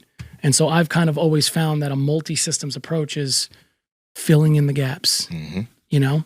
So, you know, I think you hit a lot of the big ones. Again, I had a lot of influence by Eric Cressy and his work and all the T-Nation stuff back in the day. I read a lot of that gentle core stuff, Eric Cressy, Mark Ripito, all the freaking goats, Craig Liebenson, you know, there's so much stuff out there. Obviously Stu McGill's work, you know, the big three, he's a freaking goat in our industry. And again, even his system has holes in it and people will be like, see, it doesn't work. And it's like, dude, relax. It works for a lot of people and he's helped a lot of people get better. So shut your mouth. Gotcha. Yeah, it seems like you're a fan of all of it almost, right? I mean, it's just, I love it all, man. There's a time and place for isometrics. There's a time and place to concentrate on the eccentrics. There's a time and place where somebody might go through a training phase where they might predominantly look like they're doing a lot of PT work. Maybe they're not doing a lot of heavy loading. And there's going to be a period of time where they maybe look like a power lifter or a bodybuilder. Just keep kind of shifting things around as needed. Absolutely. And again, that's the art of coaching. That's the part we can't quantify or measure, you know? And then as you get to these bigger systems, and I think the part that like, you know, you guys have had some really great PTs on, you know, and that also like to play it safe. Well, the research says this, right? So they're taking the responsibility away from themselves, saying, well, this is what the research says. It's like, no, I asked you what you thought, not what the research says. You know, the research is there for us to interpret and apply when and where necessary, right? So that's kind of where I'm like, man, just answer the question. But yeah, I agree with you. I think I've gone down a lot of different rabbit holes in my career. And then the more I've done that, the more I've learned that there's a time and a place for everything. And I love Charlie Weingroff. Like he's another big influence on mine. And he says this really well, and I'm going to give him credit for it this time, but next time it's mine. But he says like all these systems, keys on a key ring. Early in your career, gather lots of keys, but then you have to learn which keys unlock which door. And that's the thing, right? FRC, I don't FRC everything. It's hey, wow, you really lack end range control. Let's mix a little bit of that in and see how you feel. Oh, I feel better. Bingo. That doesn't mean FRC is an infallible system. It just means that I used that key for that particular door because it showed me upside for you based on my assessment, which is a blend of FRC, it's a blend of PRI, it's a blend of SFMA, it's a blend of movement, planar mobility or the fascial anatomy model. So it's just like little bits of blends of everything together. It's like the Bruce Lee method. I just kind of amalgamated them all into our system, which I'm constantly changing. You know, so it's not even like I have one system that I've used forever. It's constantly evolving based on the things that we learn and all the new stuff that's out there. Let me ask you this. I know jiu-jitsu athletes aren't the only athletes you work with, but you've worked with quite a few.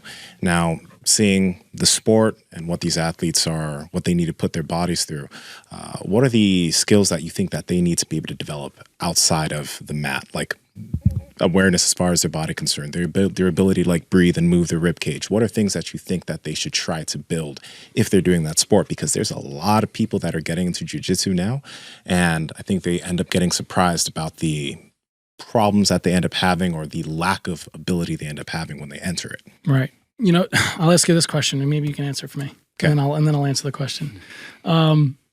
What is the incidence of low back pain in jiu-jitsu? What percentage do you think of jiu-jitsu athletes face low back pain? Shit. I would say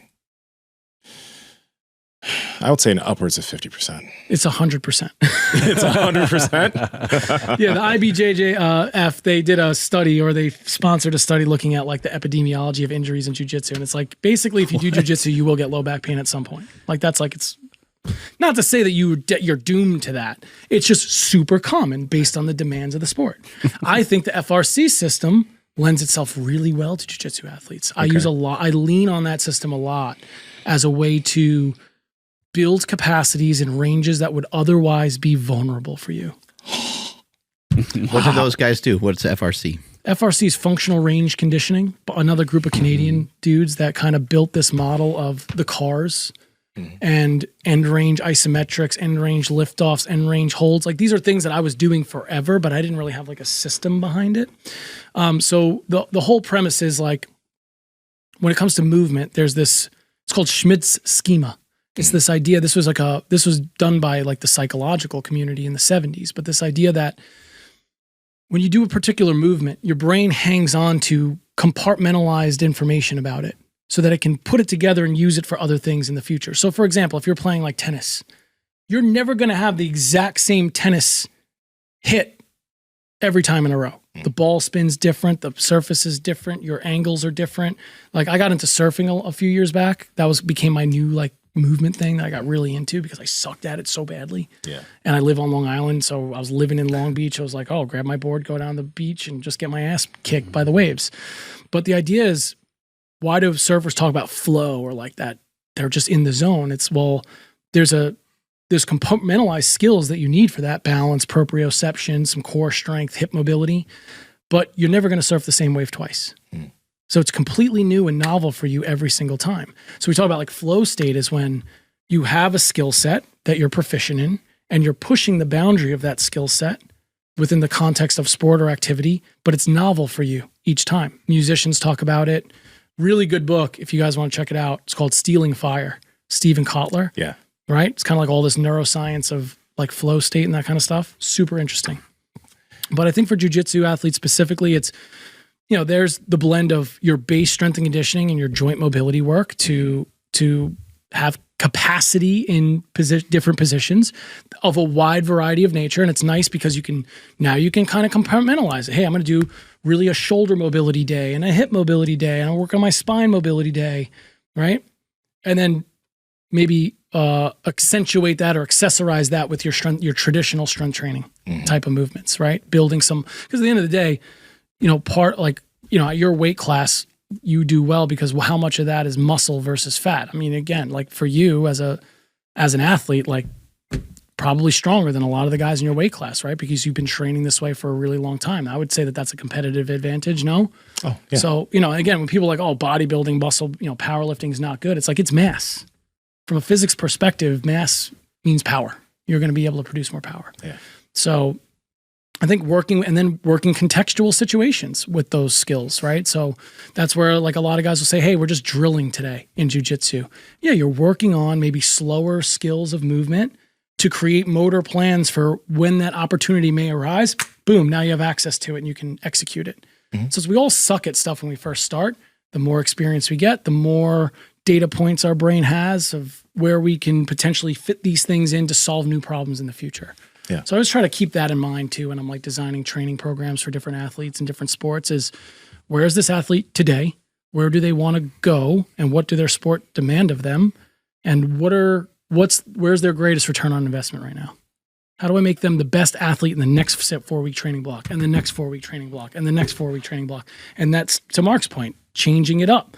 You might work on different skill sets at different times or even different parts of the year, depending on when your seasons are. So jiu-jitsu is tough because you guys compete like year round, basically. Yeah. You know, I mean, maybe there's the heavy like worlds and Euros. It's like within a few months of each other. But for the most part, you got local meets and local competitions. It's a tough thing to do sometimes. So sometimes I'll be like, hey, listen, let's go through a 3 to 4 month off season. Yeah, you're rolling and you're doing your jiu-jitsu stuff, but let's really focus on the athletic development side of this. And then that's secondary. Maybe this is a good advice for you, Andrew. It's like, you can't do it all and progress in all of the things simultaneously. You have to pick something.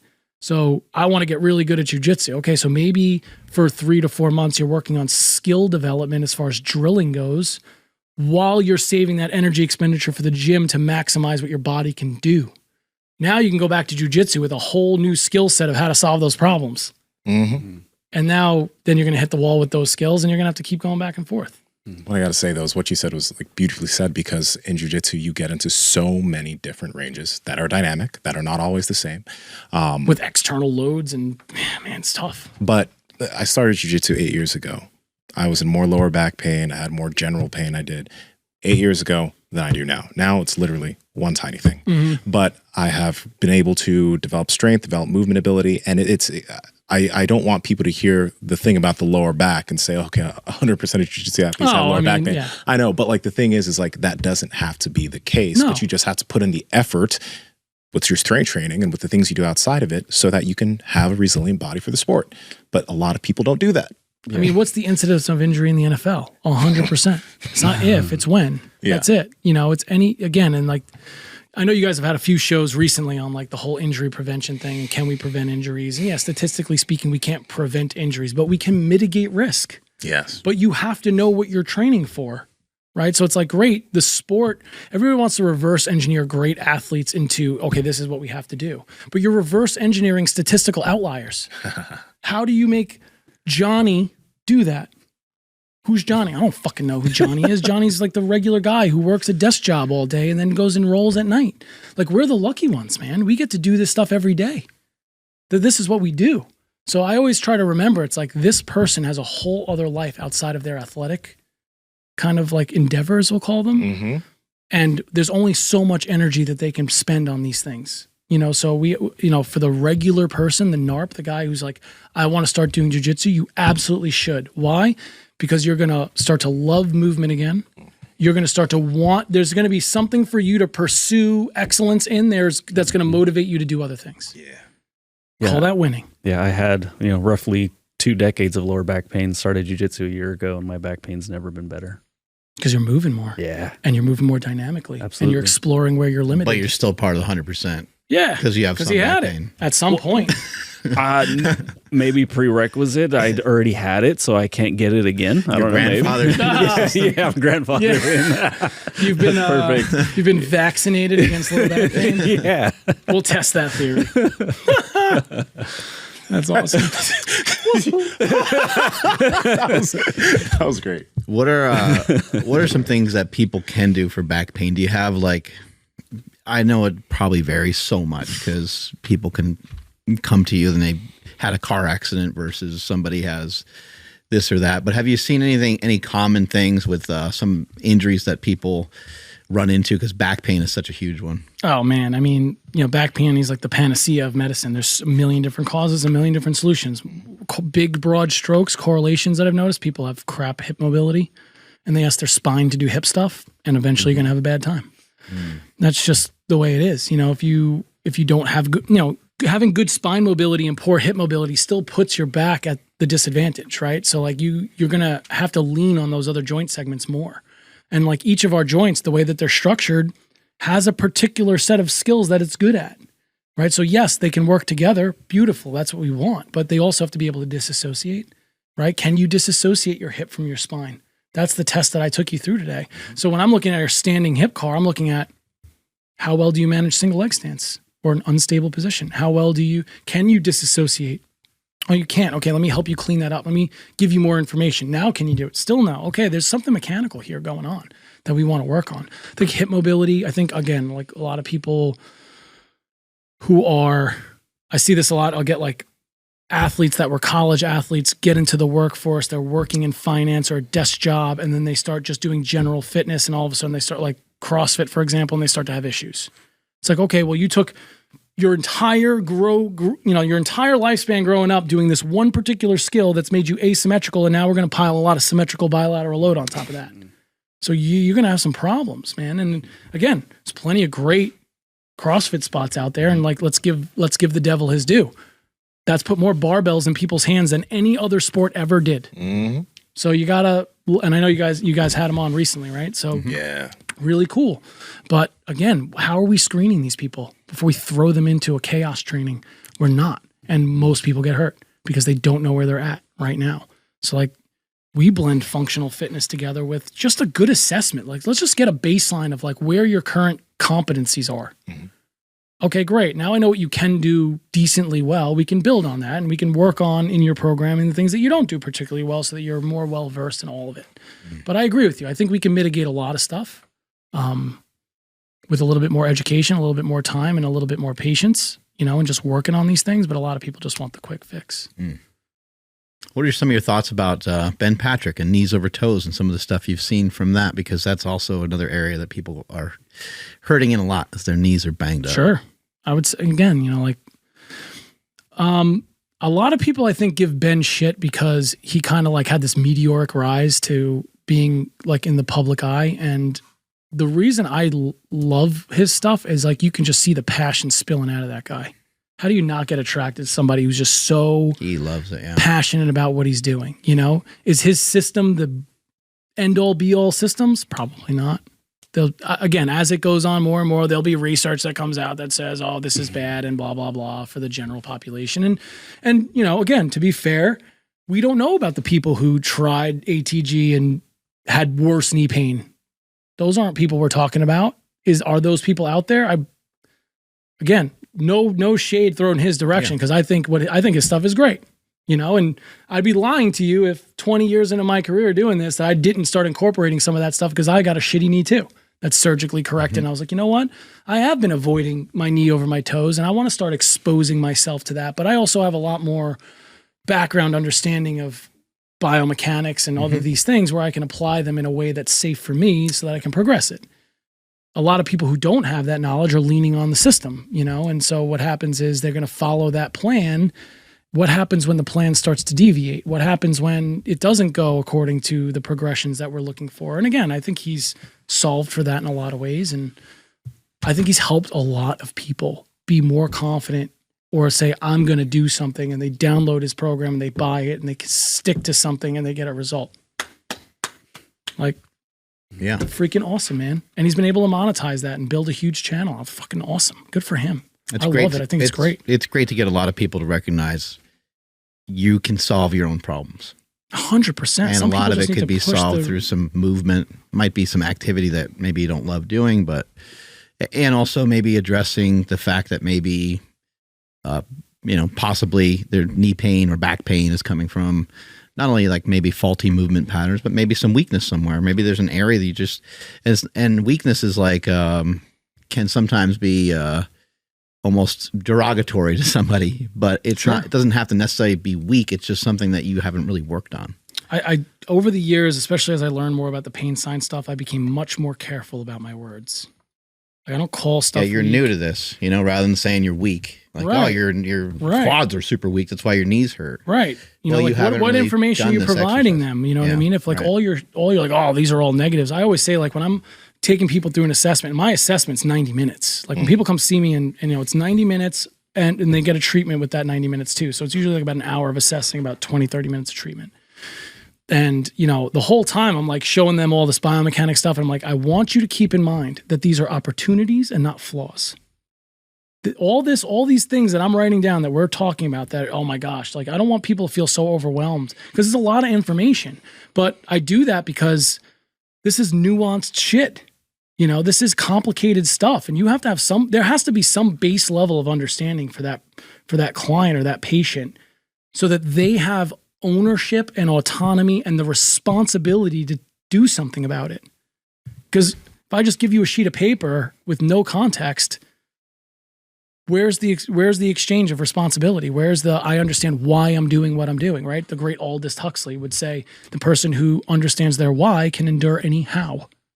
So it's like a lot of us don't do that with our patients. We don't understand their why because we didn't take the time to ask, and we didn't take the time to really assess and get to know them of where their linchpins are. I call them linchpins for that reason, because it's less scary and doesn't have so much of a derogatory term to it. It's like, oh, your core is weak.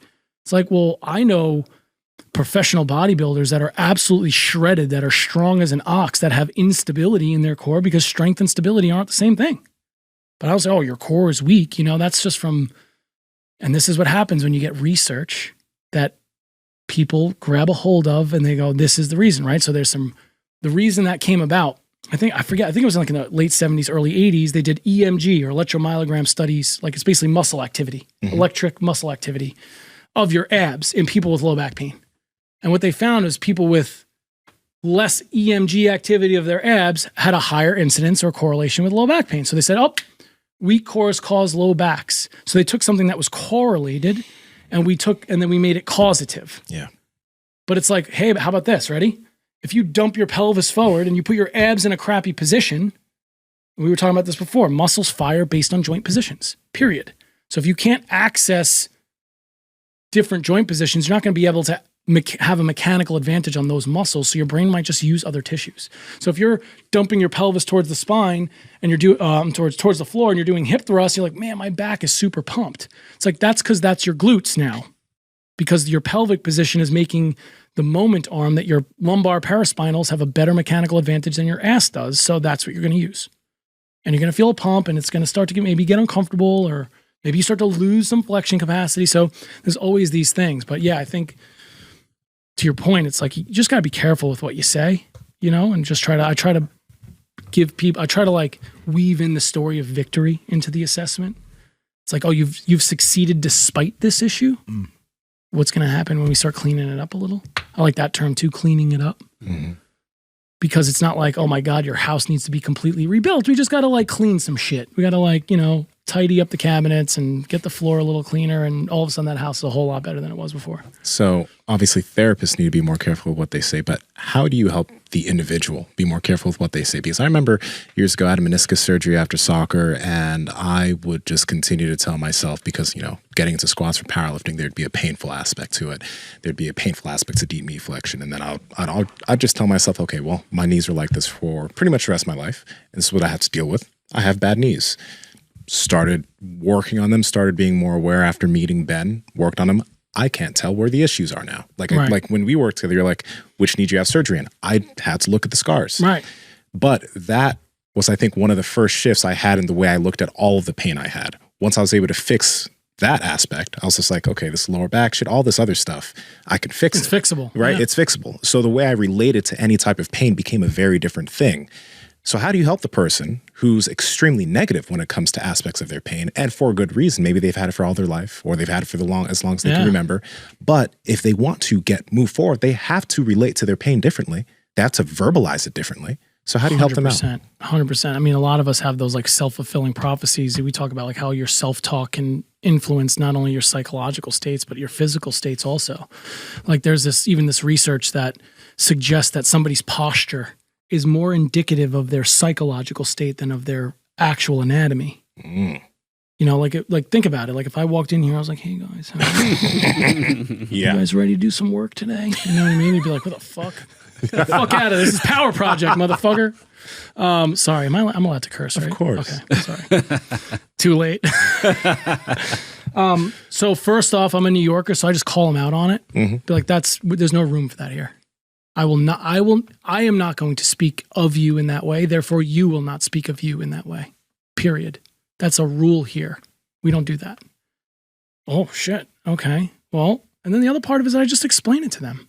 I think a lot of people just need that in understanding. Like, hey, listen, you know, we got to reframe this a little bit, right? There's even I was reading this research. It was, again, more psychological stuff because that's just the rabbit holes I'm in right now. But looking at like people, I think I saw, it was a soundbite on Instagram from Will X, you know, that podcast. Yeah, Chris. And it was like people who have just enough trauma in their life to be high achievers versus people who have too much trauma and then they adopt like negative coping mechanisms like drugs or all those other things, right? So it's kind of the whole, but like, what's the difference between those two people? It's the framework. It's the, hey, I learned something about it versus this happened to me. Or it's the whole, like, it happened to me versus it happened for me.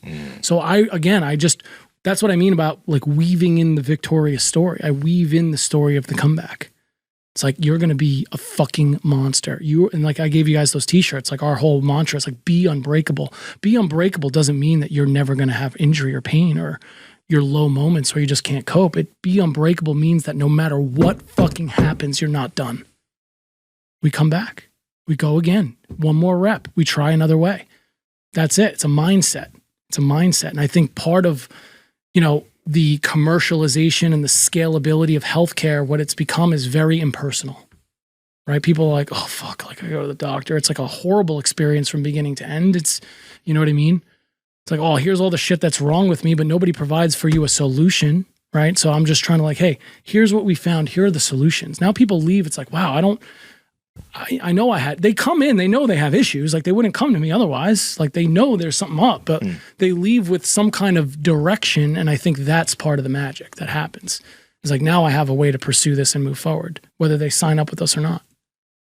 How can people go see you? I mean, we're pretty easy to find on social, you know, so you can find the clinic at the Movement Underground. You know, you can find me at MikeStella_ATC, but you know, you can text us. Our number's on the website, so you can reach out. And if you're in our area, we'll certainly see you in person, and we do virtual stuff too. And again, it's a little bit of blend of everything. So, you know, we try to really just get to know our people and our clients and give them tangible solutions or tangible ways of moving forward. And it doesn't always work 100%, but again, it's find the big ROI, find the linchpin. So let's start working on that, and then we'll progress from there. What was the acronym you told me earlier? BOAF. Both. Both. You said to do both, right? Do both, man. It's not one or the other. You know, all of this stuff is shades of gray. There's no one system. There's no one way to get out of pain. There's no the answer. It's just a pot of answers, you know? So I just try to boil down that pot of answers to the things that I think are going to have the biggest outcome effect. But I think, even to answer your question again, I think the manual therapy part, helping people get an early win. Yeah. Get a win early in the process. And that can help create a little momentum, you know? Mm-hmm. Thanks for working on all of this. Appreciate it. Oh man, it was my pleasure. Yeah. This has been really cool. You know, I'm a huge fan of you guys and what you're doing for our industry and being open-minded. I think there's a lot of dogma and stuff out there, and you guys are really showing everybody, hey, like, have an open mind and let's have a conversation about this. And I love long form podcasts like this where we can really unpack some of these topics, because 37 seconds on Instagram is just not enough. Strength is never weakness. Weakness is never strength. Catch you guys later. Bye. Oh, hello there. You made it to the end of the video, which means that you'll like this video. It's another deep dive. I'm pretty sure you're going to like it. And, well, at this point, you're probably still here because you just want to hear what I'm going to tell you about this video, right? Well, say something. no.